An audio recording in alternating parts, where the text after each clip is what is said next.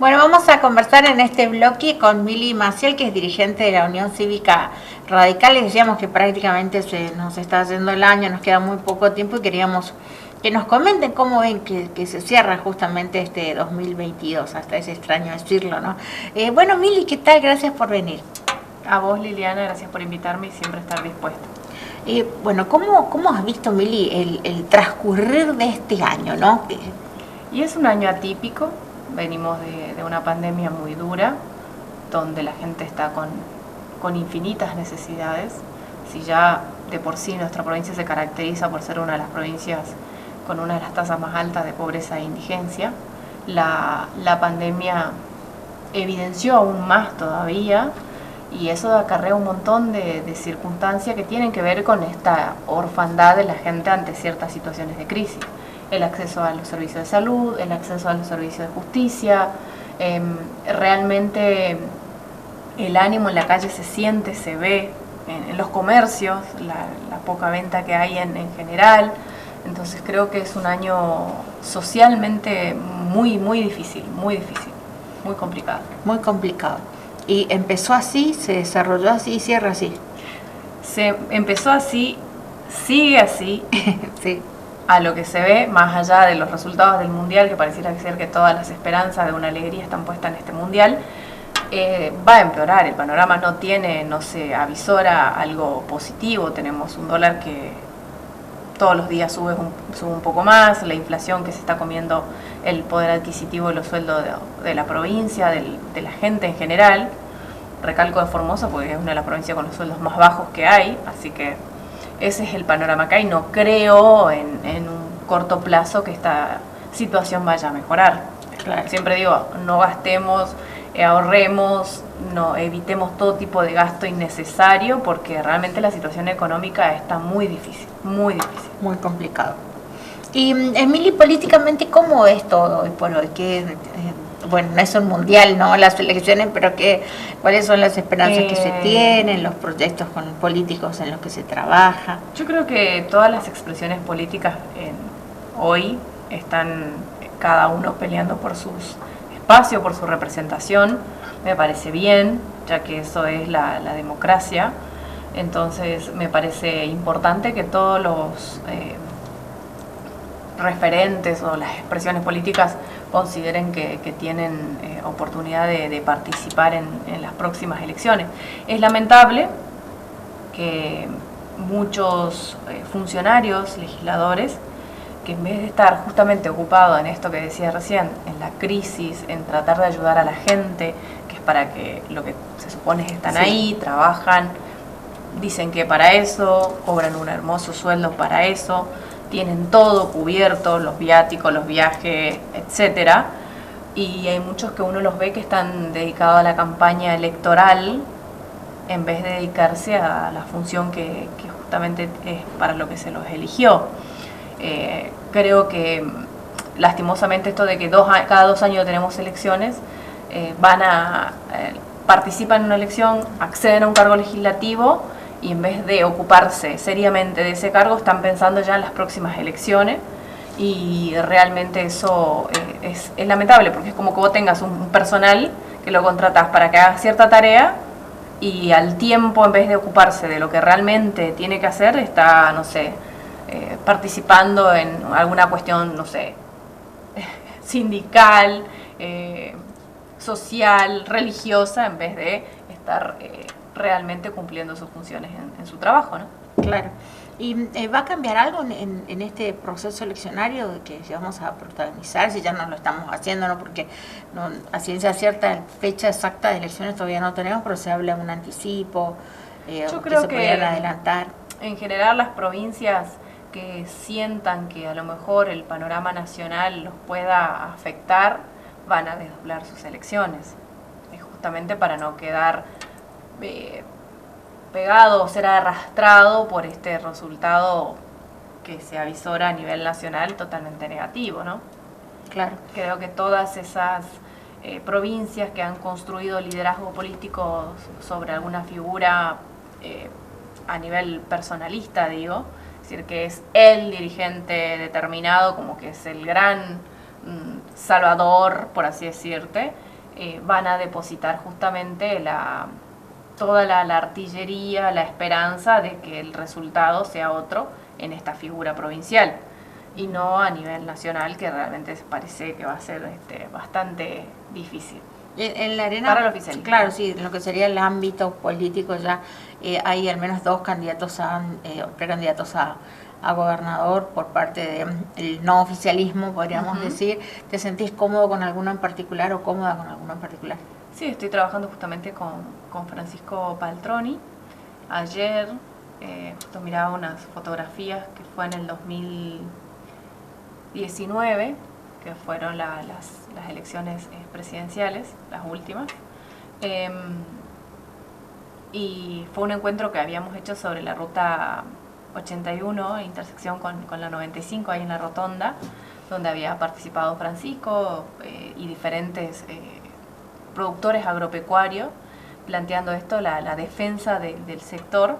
Y ahí ya Francisco se notaba esta cosa de querer participar, de involucrarse, de sentir que ya había probado suficientemente su capacidad en cuanto a generar espacios de trabajo, equipos de trabajo, en poder participar y formar parte, ¿no?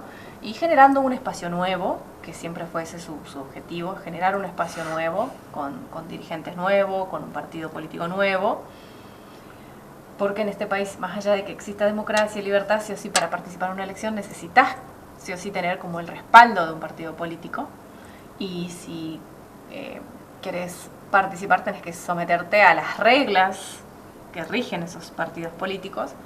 Y Francisco siempre tuvo una visión de que estamos en una dicotomía blanco-negro constantemente, esto de radicales versus peronista de años, y consideraba que había que generar una alternativa distinta, nueva, que pudiera aunar, generar un lazo de unión entre todos los espacios políticos y gente que quizás no tiene nada, que no le interesa ningún espacio y decida creer en alguien nuevo que no viene de la política, sino que viene de un espacio totalmente distinto, de la parte privada.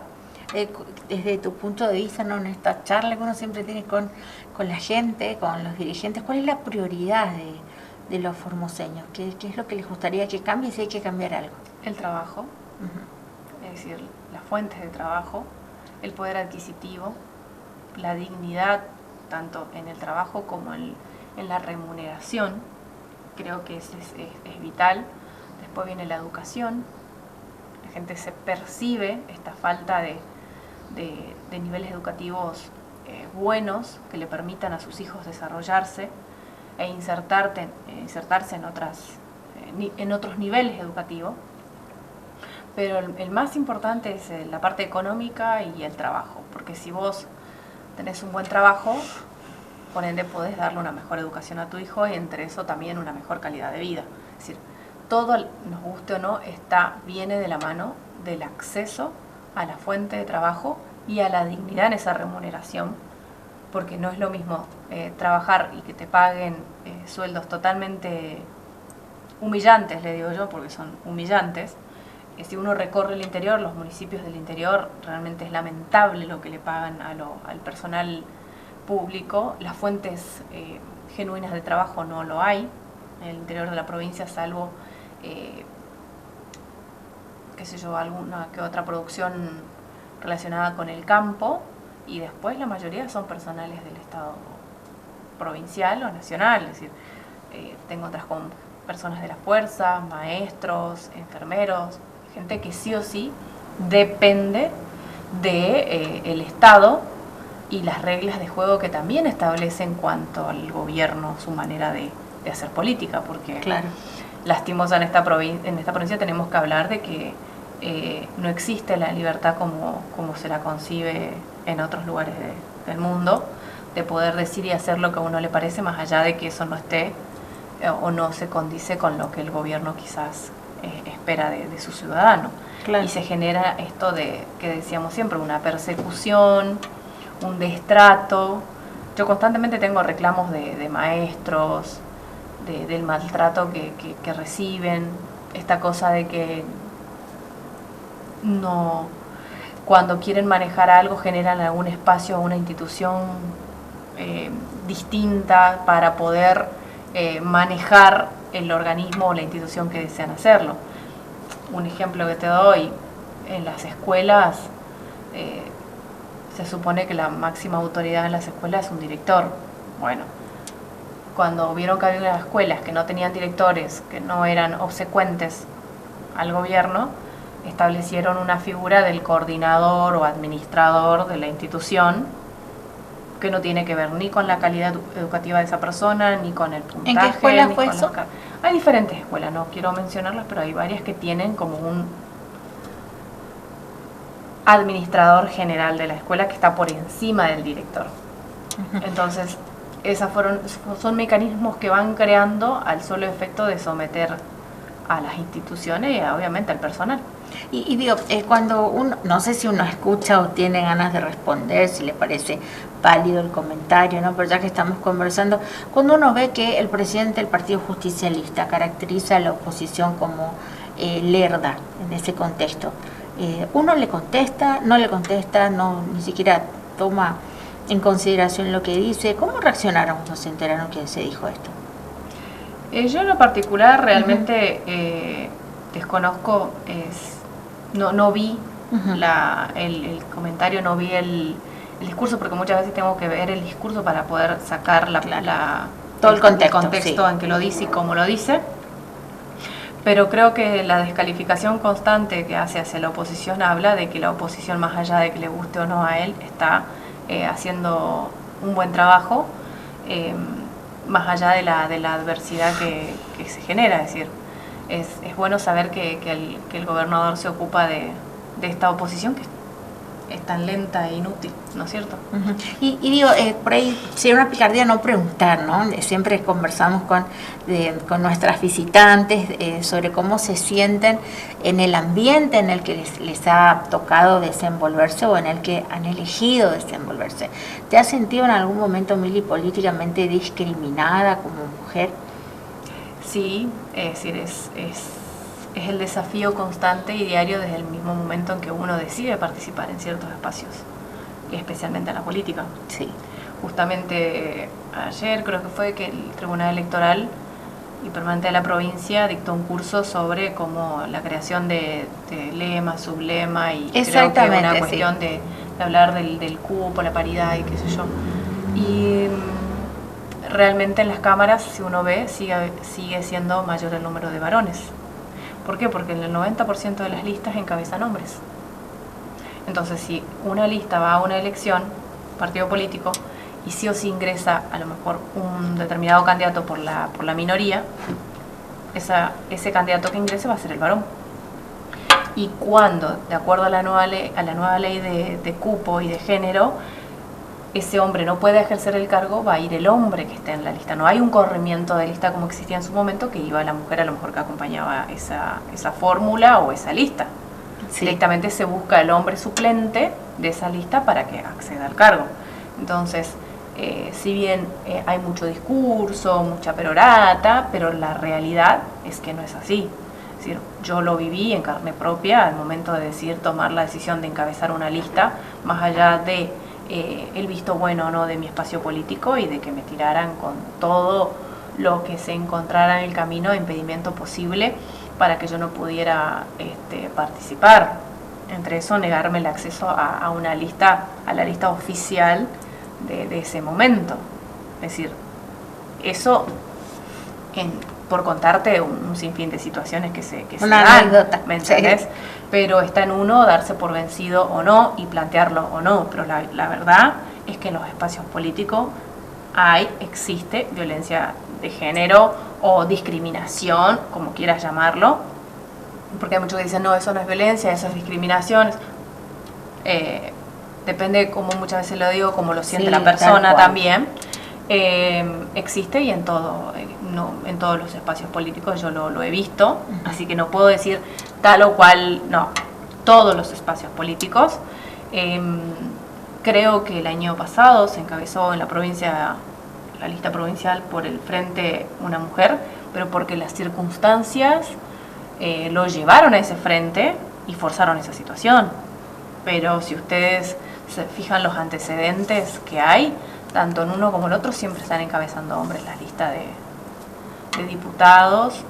Las pornas, todos siempre llevan encabezando un hombre, y siempre digo, llevan a una mujer porque la ley lo establece y a cual florero la tienen que poner ahí de compañera, pero no necesariamente porque les interese darle el espacio. Claro.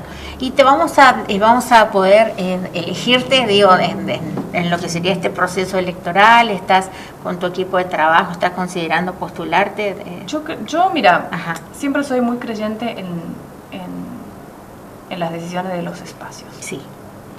Yo soy una persona funcional al equipo de trabajo. Todo lo que hice en su momento tiene que ver con decisiones que se tomó dentro de un equipo de trabajo.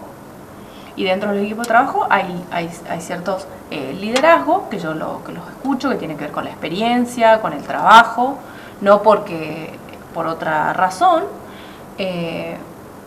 Creo que en las elecciones próximas haré exactamente lo mismo. Creo en el equipo de trabajo que formo parte, y en base a eso va a ser el trabajo que yo pueda realizar o no. Pero sí, va a depender del equipo de trabajo. Eso fue lo que siempre hice, hago en mi familia, hago en todos los espacios donde me ha tocado desempeñarme. No creo en las individualidades en sí, creo en los equipos de trabajo. Y bueno, va a ser... Ahora, si dentro de ese espacio yo no me siento feliz, porque esa es la verdad, no me siento cómoda, no me siento satisfecha, sí, respetada, siempre decido dar los pasos al costado correspondientes. O sí, considero que no es el momento, también doy un paso al costado, no tengo ningún inconveniente. Bueno, gracias por venir, Liliana. A vos, Liliana. Te esperamos más seguido. Gracias. Hacemos un cortecito nomás y ya volvemos.